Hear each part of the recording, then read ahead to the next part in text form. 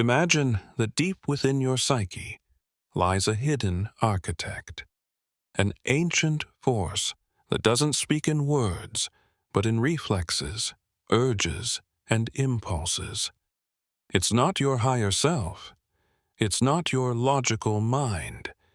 It is the reptilian brain, the original operating system of human behavior, built not for progress, but for preservation. This primal structure emerged before civilization, before language, before we even dreamed of gods, and it had one job: to keep you alive. Survival, dominance, reproduction, that's its holy trinity. And while humans have scaled mountains, mapped the stars, and pondered the soul, the reptilian brain has remained unchanged, a prehistoric guardian clinging to its ancient script. It doesn't care for your purpose, your potential, or your passions. It only cares that you stay safe, even if safety means stagnation. But here's the paradox.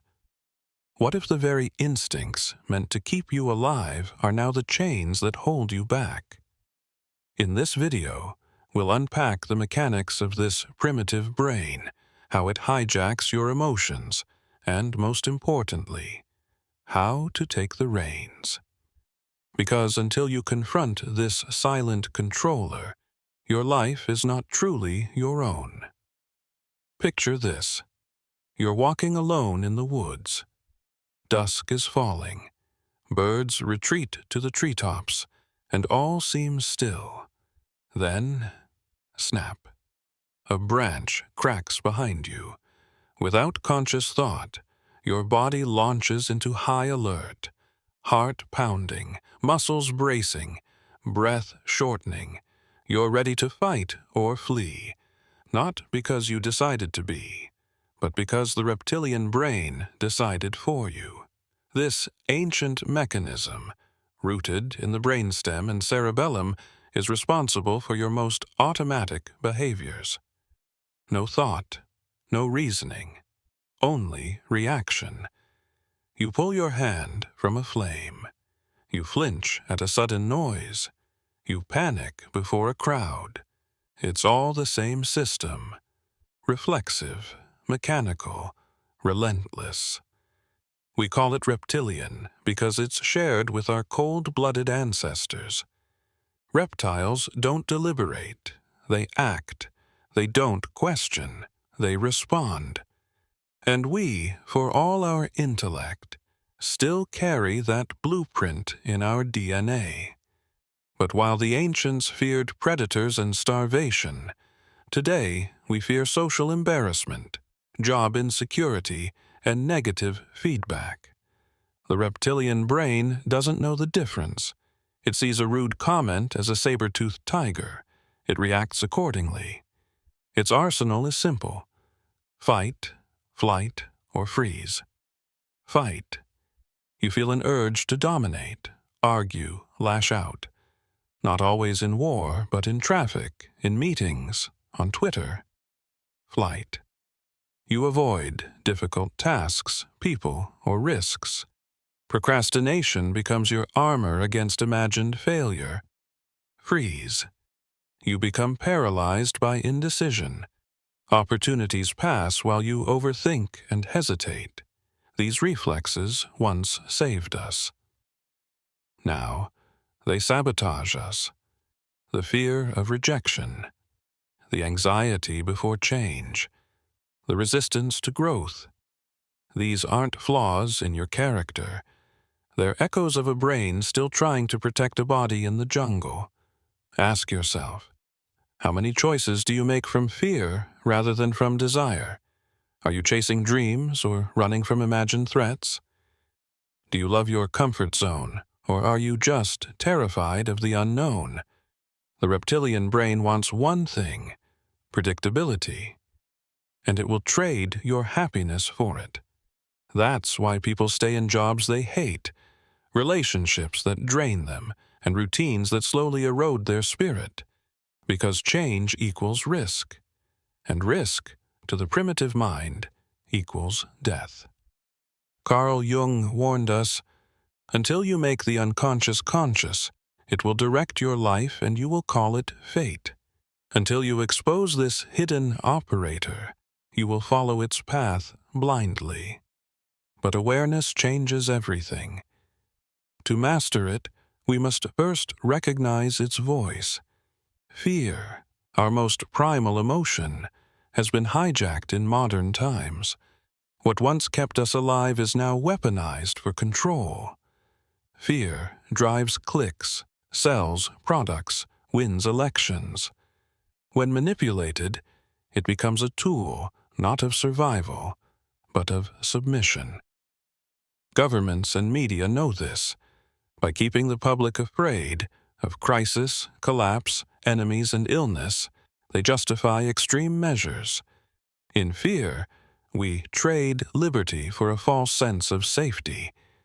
We become obedient, compliant, docile. The philosopher Foucault called this biopolitics, the governance of bodies through fear. It's not just politics. Advertising uses fear to sell youth, health, and status. Religion sometimes wields fear of damnation to suppress questioning. Fear of loneliness drives social conformity. Fear of failure keeps you obedient to systems that don't care about your evolution. But you don't have to play this game. Ask yourself, is this fear mine, or was it planted? Mindfulness reveals how often we react to phantoms, not real threats. Observation breaks the spell. The antidote to fear isn't recklessness, it's awareness. With emotional clarity, we reclaim power over the narratives that shape our choices, because fear can be either a teacher or a tyrant. Mastering the reptilian brain isn't about suppression, it's about integration. We can't delete our biology, but we can rewire how we relate to it. The first step is awareness.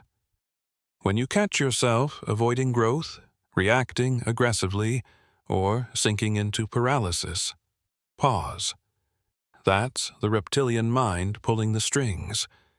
You can't fight it directly, but you can outgrow it.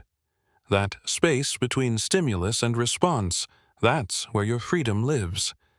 Instead of reacting, breathe, observe, intervene with intention. Start with small acts. Embrace discomfort. Wake up when you'd rather sleep. Speak when silence feels safer.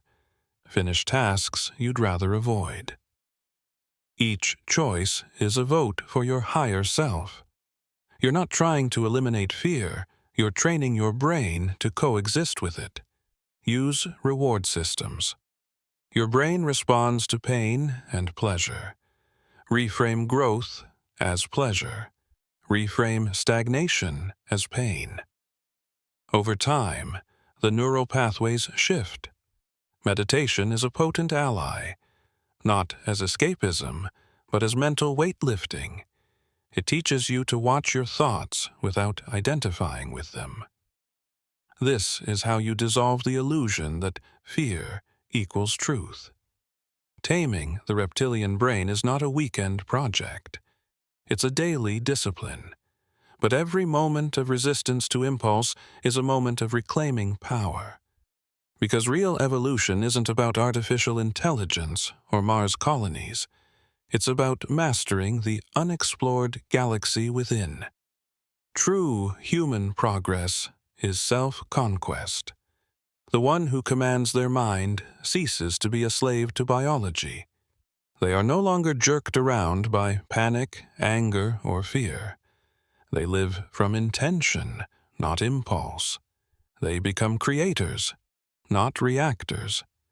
History remembers those who transcended instinct. The samurai practiced mushin, no mind, moving without fear. Yogis silenced the body to awaken the soul. Stoics like Epictetus and Marcus Aurelius taught mastery of emotion as the path to inner liberty. Those who reach this level don't become cold or robotic. Quite the opposite. They become deeply human. They feel emotions, but they are not ruled by them. They use instinct as fuel, not as chains.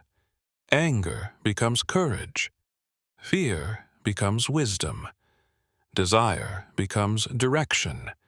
Those who don't master this part of the brain remain susceptible, easy to manipulate, constantly seeking approval, addicted to distraction. They are shaped by every trend, afraid to stand alone, puppets of ancient programs. But the one who transcends the reptilian mind becomes sovereign.